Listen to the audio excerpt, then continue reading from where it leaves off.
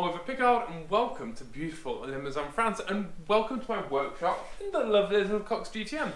Now, I realised the other day that I've told you all that I've bought a Cox GTM and then I've made a video dismantling it into what you see here. But what I actually haven't done is made a video telling you all what I'm going to do with it. And so in this video, I'm going to walk you through some of the stuff. I'm not going to tell you everything because I don't want to ruin it. I don't want to give too much away. I want to leave some stuff to the imagination. And the car now has a name. But I've realised, the moment I set eyes on this car, that this car can never be original ever again. It's for a start, it's been crashed. It's had a bit of a fire. I've now found out, I've now been in contact with previous owners of this car. It's bizarre that this is the one car that I've ever owned that comes with a complete history.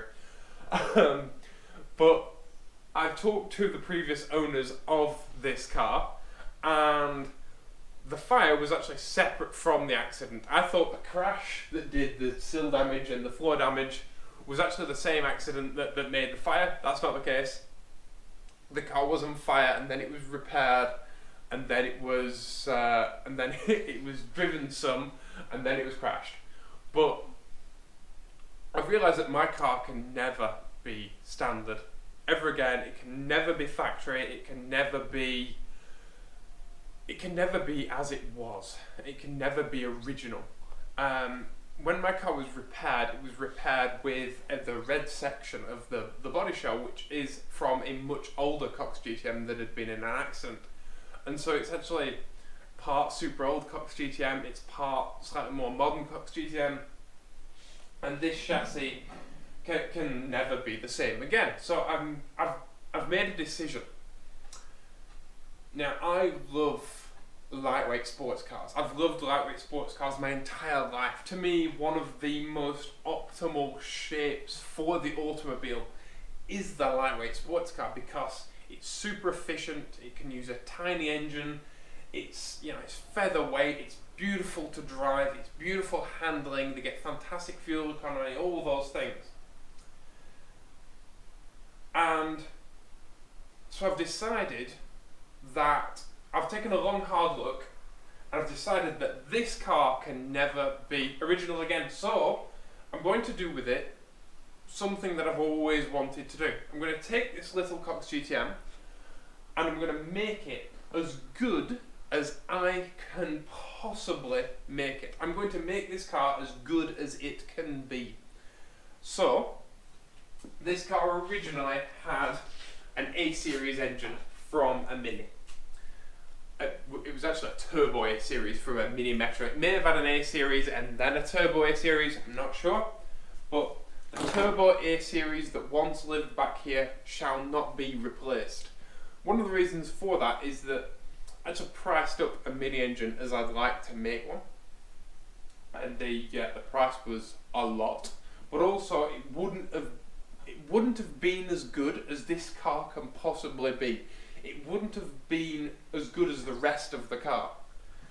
And so I've made a decision, and we're actually going to go with a different engine and drivetrain that will give better fuel economy, that will give more power more efficiently in the best possible way. But I'm not going to tell you what it is yet. That's to come. And one of the reasons for that is I don't have it yet. If I had it, I'd show you it, but I don't have it yet. And so until I actually have it in my possession, this is one of the things about making YouTube videos. Never make any promises because you don't know what's going to happen. But the second I get that engine, I will show you all. The next thing is that this chassis is going to need completely refabricating. Behind that cardboard there is a bunch of steel sheet, and in my living room, because it's the only place where I can fit it, there's a bunch of tubing. Now, this chassis, I can't actually sit in it because it's currently just on wooden blocks, but this chassis does not fit me for a couple of reasons. One is that there's a roll bar. I'll go and get the roll bar now. So this is the roll bar. Will it fit? do, well, it wouldn't bolt up, but it'll rest in there for now. Now, this is the original roll bar that was in this car from factory. And is it that way around? I think it's the other way. No, it's this way around. And as you can see, it leans forward. And this wasn't bolted in when I first bought the car. And when I first sat in the car, I was struck by two things. One, there's not a lot of headroom. Two, there's not a lot of leg room, and I'm 6'6". And then I put the roll bar in just to see, and that showed me a big problem because this roll bar is dangerously close to my head, so I can't come further back because I can't move my seat further back because of this roll bar. And also because of the weight balance of the car. So, this roll bar has got to go. Also, I'm going to be putting a lot more power through the chassis of the Cox GTM than was originally designed in 1964. It was designed for a tiny little mini engine. And the chassis was also designed for 10-inch wheels, even though later iterations used 12s and then 13s. I'm going to be having a lot more grip than this car was originally designed for. And so because of that, the chassis needs to be a lot stiffer. Tyres now are a lot grippier. And a slightly flexible chassis can be a good thing. Cars like the Lotus Elan and even the Lotus Elise and stuff like that are designed with a tiny bit of chassis flex to them. It can be a good thing, but we're talking a lot more horsepower than was originally put through the back wheels, and we're talking a lot more grip. So that's going to show up all the weak points. So I'm going to kill two birds with one stone, because if there's one thing I don't like when it comes to car design, especially modified cars, it's when people do they bolt a bracket to a bracket to a bracket to a bracket. And Colin Chapman always said, the perfect car is a car where every single component does more than one job. So I'm going to replace the roll bar with a full roll cage. This will be a fully roll caged Cox GTM, and I'm going to use that roll cage in order to strengthen and stiffen the entire chassis. And along with that, I'm going to improve the entire chassis, because currently this chassis is incredibly accident damaged. So we're going to refabricate the entire chassis, and we are going to go through absolutely everything, and we're going to find out what's good, what's bad, what's not, and we're going to replace it. And we're going to replace it stronger, stiffer, safer, and better handling than ever. We're going to put better suspension in than was ever originally fit to this car, because technology has come a long, long way. That doesn't mean I'm making a new car. This will still be an old school Cox GTM. And I've been looking at the design of the Cox GTM. I've also been looking at the design of some of Cox and GTM's other designs. I've been looking at a lot of the cars that were contemporaries to the Cox GTM. And the design of the Cox GTM is a really, really good one. But in my opinion, this might sound harsh, but it's not quite finished. If the Cox brothers had had a bit more money, if they'd had a bit more time, if they'd had a bit more backing, I think the Cox GTM might have looked slightly different, judging from some of the other stuff that I've seen that was penned around that time. So we're going to take inspiration from that, and I'm also going to take inspiration from my love of lightweight sports cars. I adore super light sports cars, be it Davrians, GTMs, the Acer GT from Italy, which is another 1960s sports car. There's so many beautiful and wonderful cars from that time period that share this little coupe shape. So I've been looking at all of those. I've been designing this car since the moment I got it. The moment I actually saw the advert, I started designing this car in my head. And I'm inspired by so many different things and so many different places that this car shall be wider than it originally was from factory. It's going to be more aerodynamic than it originally was from factory. I've already talked about removing the sunroof, and this car will have a tubular front subframe as well. The front mini subframe. These subframes, by the way, I'd never picked up. These are the subframes that were in the car. I'd never picked up a mini front subframe, and I can pick one up myself, but only just. And I'm a pretty strong dude. These are very, very heavy, and now I know why a lot of mini people replace them. So the mini front subframe, with the amount of power and the amount of grip and the chassis improvements that we're going to be making, won't be up to the task, because when you design and when you engineer things, and you engineer things to be more rigid, you have to imagine them like a chain. And so in the chain, we have the tyres and the suspension, which will be much more mechanically grippy. We have the strengthened chassis at the other side of the chain, which will be much stiffer and much stronger. And in the middle of the chain, we have a mini subframe, which was originally designed for like a 908, was it 900cc engine? And it's just not up to the task. And actually the Cox brothers knew this, because they designed a tubular front subframe, and so have a bunch of the other people who worked with the Cox GTM over the years and who made the Cox GTM over the years. There was a sheet metal front subframe made at one point, there was a tubular front subframe made at one point, and of course a lot of Cox GTMs were just sold like this, with the ability to run a normal mini front subframe.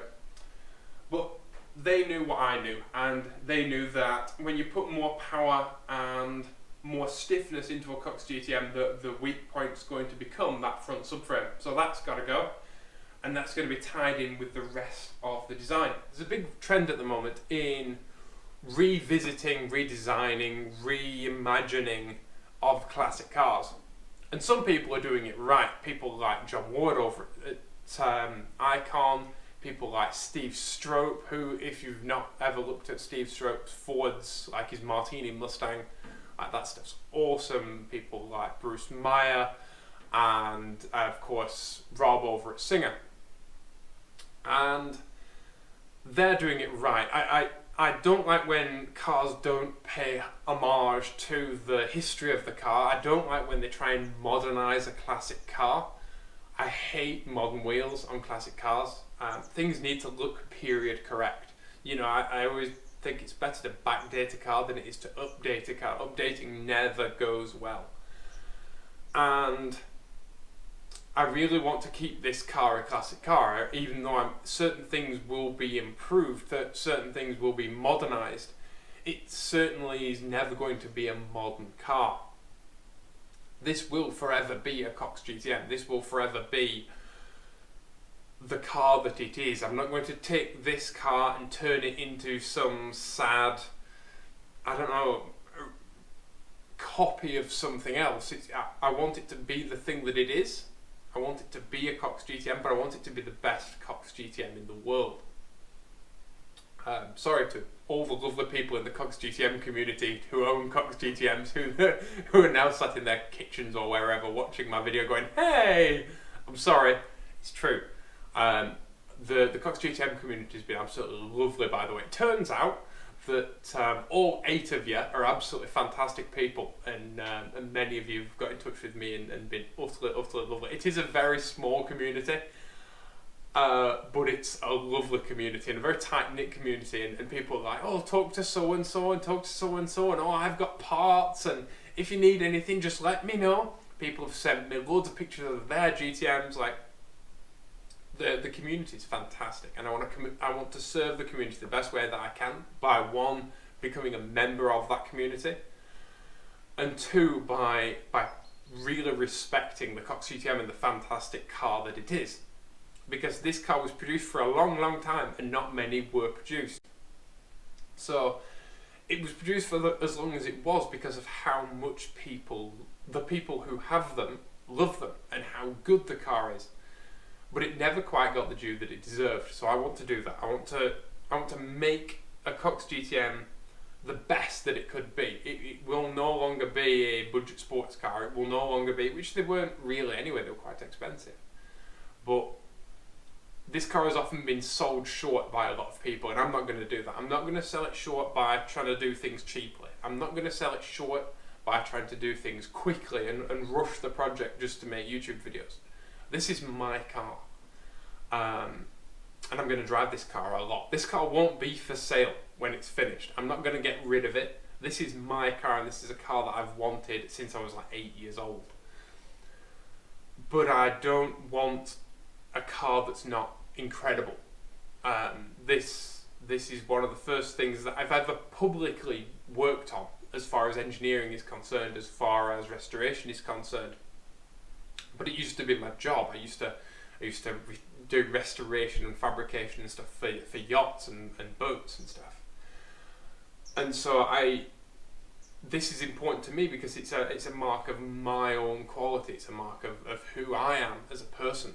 This is as much me as it is a Cox GTM. And so it's vital to me that it's all correct. It's vital to me that it's all beautiful, even the stuff that you can't see. And so I'm not going to rush this project. I'm not going to do it cheaply. I'm not going to try and do it the fastest, dirtiest way possible. And there will be no behind the scenes trickery to try and make things look better than they are. I'm literally going to walk you through it as I'm building the thing. And I've spent weeks with a pen and paper designing the car. I've spent weeks designing the chassis.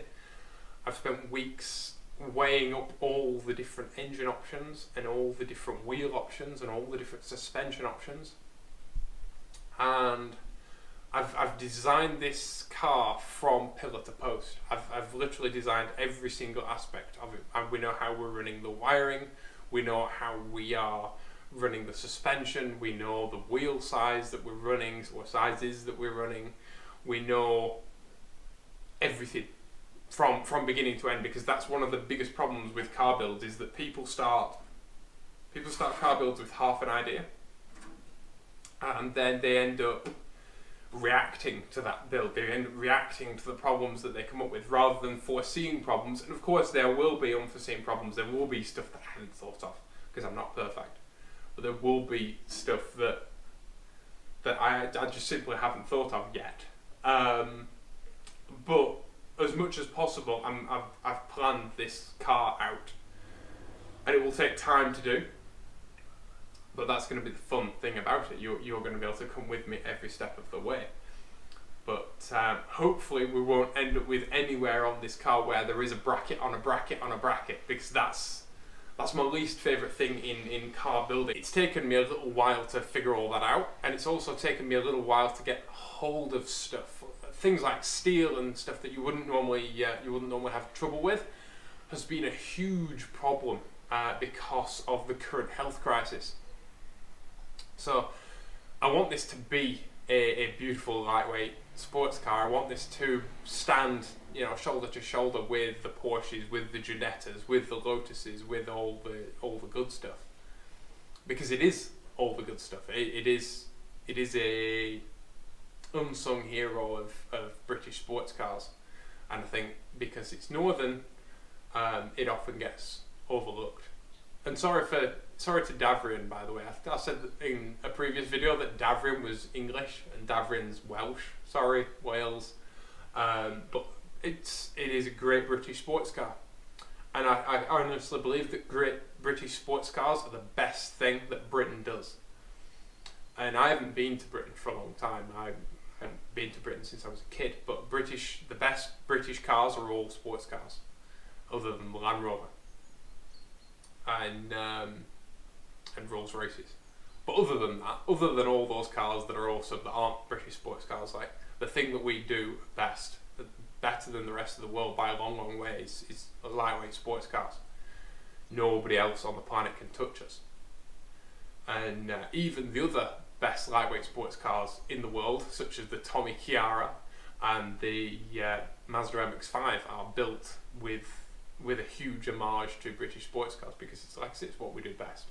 Be it Davrian, be it Cox GTM, be it Unipower, be it Caterham, be it Noble, be it Ultima, be it Gordon Keeble, or an Invader, or be it whatever, a Clan Crusader.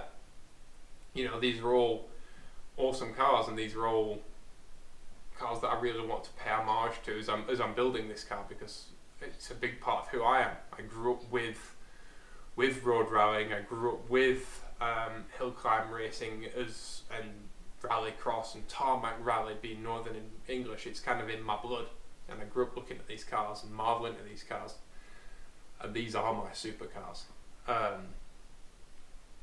You know, the little cars that could, and this will be a little car that could, as well as some of the more modern hot rodding that's happening in America and 1960s bespoke cars like the Acer GT and like the Data Massos and stuff like that. Going to Retromobile in February was actually a big influence on this car and my ideas for this car. But another place where the influence is going to come from is, of course, Japan, because our current global trend for revisiting classic cars very much has its roots in Japan and the way that they treat their classic cars and the way that they cannot keep their old engines in their old classic cars. In Japan, after a certain amount of miles, that engine has to be replaced with something else. And so the way that the Japanese treat their classics, the way that they revisit their classics, even the actual OEM car makers themselves revisit their own cars and make concept cars based upon their old classic models that they no longer make, and the way that that's all treated has a massive effect on this. And whether that's nuanced or not, you'll just have to wait and see. But a lot of the parts that I can get here in Europe are the unicorn parts for Japanese car builders, because I can get a lot of the cool classic European race car stuff being in the middle of France. And that's all stuff that the Japanese look at with great envy and that they struggle to get hold of, and the stuff that if they can bolt on their car, they will. Because, of course, in the same way that I'm looking at Japan and thinking, oh, that's super cool, they look at classic European race cars and they think that's, you know, the mutt's nuts. So, obviously, whether it may be a nuanced hint to them, but it's something that has been a big part of my classic car education, and a big part of my car education, because one of the first things that I ever did for the internet was some content for a Canadian stance website. And so this car will sit right, this car will look right, but this car will also very much be a classic car. She's not going to be all modernised, she's not going to be pimp my ride. She will be beautiful. Now, I've got a name for this car. I mentioned that at the beginning of the video, but I haven't told you what the name is. This car, and I struggled finding a name for this car, and then I realised the reason is I was trying to find a name for this car as it is, and there is no nice name for this car as it stands here in front of you today. There is no nice name for it, and I had to wait until a part in the design process where I could actually see the car that it was going to be as a finished object in my mind, as a finished thing on paper. And once I'd done that, the name just came to me. And this little car's name will be Pandora, because Pandora was made, commissioned by Zeus and made by the blacksmith of the gods to be the most beautiful thing in creation, and designed after Athena. And of course she released a lot of despair, but also some hope on the world. And this is what this car will do to me. There will be some despair, there will be some blood, there will be some sweat, and there will be some tears, no doubt. But I have a lot of hope, because this little car will be incredible. Now, my roll cage steel has arrived, my chassis steel is here, my roll cage steel is in the other room, and I really want to get started on this car. Before I start building my car, unfortunately, I have to build the tools to build the car, because I need a workbench down here. That's another bunch of steel that's arrived with my chassis steel and my roll cage steel. So I've got to build a workbench down here. I have to build a sheet metal brake because I don't have one, and I have to build a tube notcher because I don't have one. I couldn't find a high enough quality tube notcher that I was happy with, so I'm going to actually have to make a tubing notcher. So that's next on the list. I do have a pipe bender, a bigger pipe bender for doing roll cage tubing with, and I have ordered a bunch of other machinery that's in and about. When I do use stuff that I really like, I will do a review on it. I only ever review products that I think my viewers will be interested in. I never do a product review just to slate a product, because I think that's a waste of my time and it's a waste of your time. If you're looking for, say you're on the internet, my product reviews do quite well as far as views and stuff like that, which means a lot of people are looking at them for advice on whether a product is good or not, and I will only ever make product reviews for products I think are good, and then I'll give you all the details, and I'll also tell you what I don't like about the product. And I really enjoy doing product reviews, but I will make them as extra videos. The last review I did of these sunglasses, which actually saved my face. There's actually a big scratch on these lenses here, and there's one down there as well. These sunglasses, I was actually hit by a car while wearing these sunglasses, and I broke a bone in my skull and stuff like that, and cut all my throat open and stuff on the back window of the car. But these sunglasses were so strong, they actually saved my face. These Onets are utterly fantastic sunglasses. And so when I did a review of them, a lot of people were shocked by the review, and a lot of people loved the sunglasses and wanted to know where they could get them. So from now on, when I do a review, I will link the product in an Amazon link in the description. And so you'll be able to get the product if you want it. But I'll only review products like these sunglasses and like my monkey boots, which I've also done a review on. That's not a good way of doing it. These monkey boots I've also reviewed because this is my second pair still ever. They're utterly awesome boots. But I only review stuff that I utterly love. I'll never whack a review up of anything that I don't want, because I don't care about making the money from the reviews. I care about getting people the stuff that they love. The right product for the right person, all that kind of thing. Same with car reviews. And so, yeah, I will do reviews of all the stuff, but I'll put them up as separate videos, so you won't be robbed of a cool Cox GTM video or of a car review or of a Bond video. That all won't be interrupted. Like I said, I'll put them probably on a Tuesday or something like that. So if you want to watch those, you can watch those. So yeah, this is going to be fun.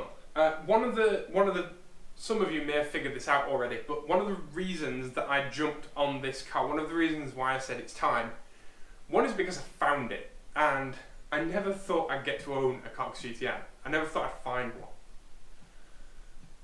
Ever. But there is a similar car to this that was actually mini based that I designed when I was 12. Believe it or not. I drew it all up, and I drew up all my chassis, and it was a car that I'd always wanted to make, and I never thought I'd be able to make it. And I wanted a Cox GTM as a little kid, but never thought I'd find one. And then when I found it, I thought, well, the time is when you find it. But also, currently with the state of the world, I can't do car reviews. I can do car reviews, but I'm not willing to sacrifice the safety of my friends and my community, my family, myself. Because if there's anything that's bad for YouTube views, of course it's getting coronavirus and being in hospital and not being able to make videos at all. So I'm not willing to sacrifice my own safety, but I'm not willing to sacrifice, of course, the safety of my family and my friends and my loved ones. So it's not worth me going out and doing car reviews. So when I found this car for sale, I thought, right, now is the time to do something new. Now is the time to do something different. Now is the time to really build something that's my dream, and that's just like my house is my dream, but also do cool car stuff with that. This thing that is my dream. You know, it's unifying the both things. I designed my house and I'm building my house, and I've designed a car now and I'm building a car. And so I hope that you're all going to come along on this journey with me. I'll still do car reviews when I can, when it's safe to do them. I have a bunch of people who are just incredible, who really want me to review their cars, and thank you to all of you who've contacted me about that kind of thing. But and currently, with the state of France and the state of the world, I'm actually in lockdown because it's simply not safe for me to, a lot of people who all own classic cars are older and that stuff. It's not worth it. And if anybody ever got hurt for the sake of a car review, I'd never forgive myself. So I'm trying to be as responsible as absolutely possible. And this is my lockdown project. I've been seeing a lot of your lockdown projects that you've been posting on the Oliver Pickard Facebook group, and that's super, super cool. A lot of people rebuilding engines, a lot of people just like tidying up their houses and doing housework and painting walls. And we've now got a painted floor in the garage and a paint. This is our first painted wall. I shouldn't touch it, I'll make it dirty. but I'm slowly doing that stuff as you're doing that stuff as well. Please share any of your photos of your cars, of your projects, of your anything with me and with the community on the Facebook group. That's the Oliver Pickard community. There's links to all my social media and all that stuff down in the description. Thank you all for watching. If you have any comments or questions, please leave them down in the comment section below. Please be awesome to each other, and I'll see you all in the next video. Bye bye. Hopefully, next video we'll be making, well, no we won't, we'll be making benches probably in the next video, but after that, progress. It's all progress, but you know what I mean. Bye. Oh, barn video soon.